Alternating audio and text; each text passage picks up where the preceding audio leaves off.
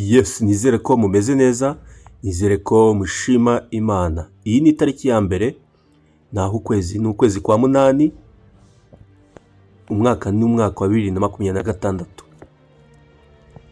Uyu munsi cyangwa se iki gitondo nzindukanye iki, ndagira ngo tubyinjiremo neza gatanu ku kandi.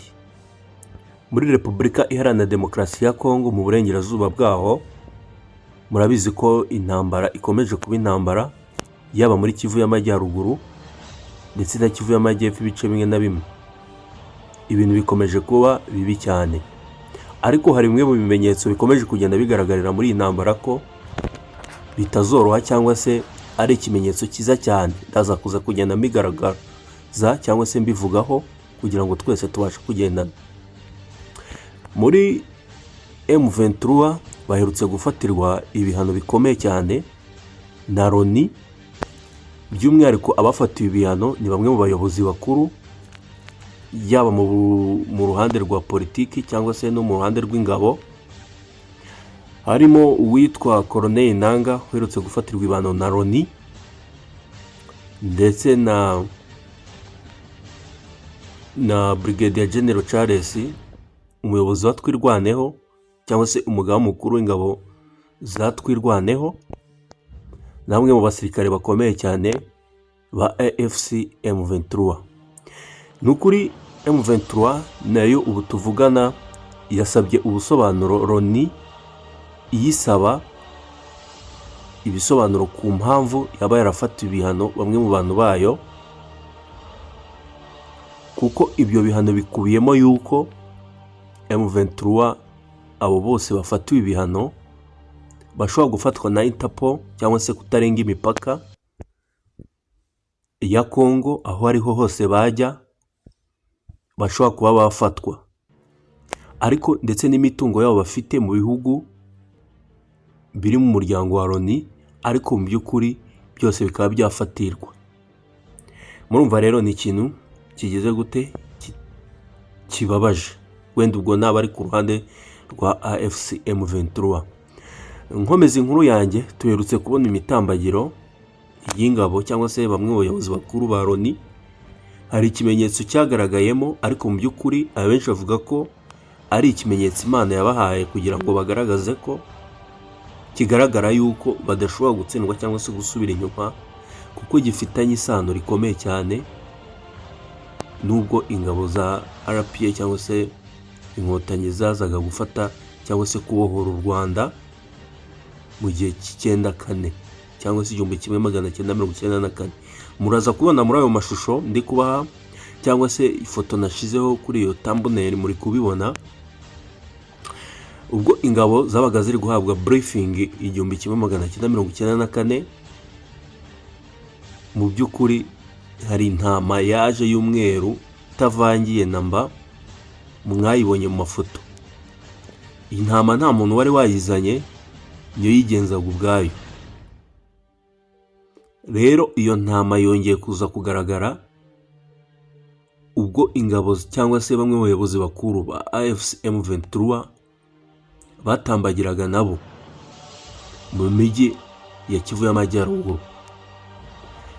Iyo ntama yaje kuza, iza kuza kwivanga cyangwa se iza kuza mu mutambagiri ibajya imbere. Mu by'ukuri nta wawe wirongoye cyangwa se umushumba wari uyifite, usibye intama yo ubwayo. Icyo kintu rero cyaje kugaragara ko ari ikimenyetso gikomeye cyane, gishobora kuba gifite icyo kivuze, cyane ko hari benshi bagiye bafata amafoto barayakompara. Bamwe bavuga bati igihe cyaba ari iki kigaragaza yuko intambara ishobora kuba igeze ku muhezo, ishobora kuba igiye kurangira. Burya abanyarwanda nibo ngo bajya bakunda kuvuga ngo iyo urugamba rugeze mu mahina nibwo ruba rugiye kurangira, iyo urugamba rugeze aho rukomeye nibwo ruba rugiye kurangira. Icyo kintu rero cyaje kubabera nk'ikimenyetso cyane yuko hari byinshi nyine murabizi. Wenge sindi kuvuga ko kompara cyangwa se kuba navuga yuko AFC M23 n'u Rwanda n'iki byaba bifite aho bihuriye. Ngendagendera kuri fact cyangwa se kubigaragara n'icyo imbuga nkoranyambaga zibivugaho. Ibi rero abenshi bavuga ko aba ari ibimenyetso simusiga bishobora kugaragaza ko Imana iri ku ruhande rwa bamwe. Imana iri ku ruhande rwa bamwe kuko bimaze kugaragara ko ibyinshi byagiye biba cyane cyane mu 1994 hari ibimenyetso simusiga byagiye bigaragara ko Imana iri kumwe n'uruhande rwabo. Cyane ko ngendo umuntu wizera Imana, cyane ko mu myaka yashize urabizi gutsinda cyangwa se guhangana n'ingabo z'igihugu ubundi ni ikintu gisa nkaho kigoye kugeza n'ubu. Iyi inyeshyamba cyangwa se abatavuga rumwe na leta bari ku ruhande ariko mu by'ukuri bitwa inyeshyamba, biba bigoye kugira ngo batsinde intambara cyangwa se batsinde urugamba ariko bahangana n'ingabo z'igihugu. Ingabo z'igihugu ziba zihabwa byose, haba hari intwaro ziza zigezweho, haba hari ibintu mbese bishobora kuba byatuma nta muntu wapfa kubamenyera, bahangana n'ikindi gihugu kuruta uko bahangana n'inyeshyamba. Rero kumva yuko umuntu cyangwa se inyeshyamba zishobora kuza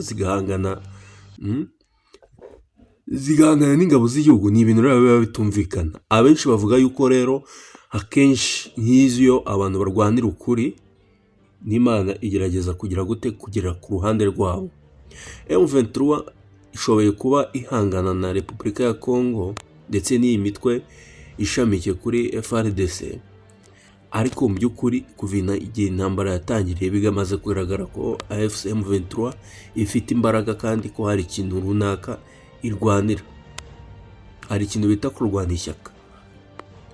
Mu by'ukuri murumva yuko ni ikintu kigeze gute, ishobora kuba ari cyo kimenyetso simusiga kigaragaza yuko AFC M23 iri kumwe n'Imana. Kubona intama iza ku ruhande rwabo itavangiye irindi bara, noneho hakabaho komparizo n'inkotanyi uko byari bimeze nabo ubwo babaga bari kuri foreign mu gitondo bahabwa amabwiriza y'urugamba, ubwo intama y'umweru yabaga ihari. Amafoto nizere ko mwagiye muyabona, abenshi bagiye bayabona ku mbuga nkoranyambaga, ariko buri wese yagiye sharinga ibitekerezo bye uko abyumva.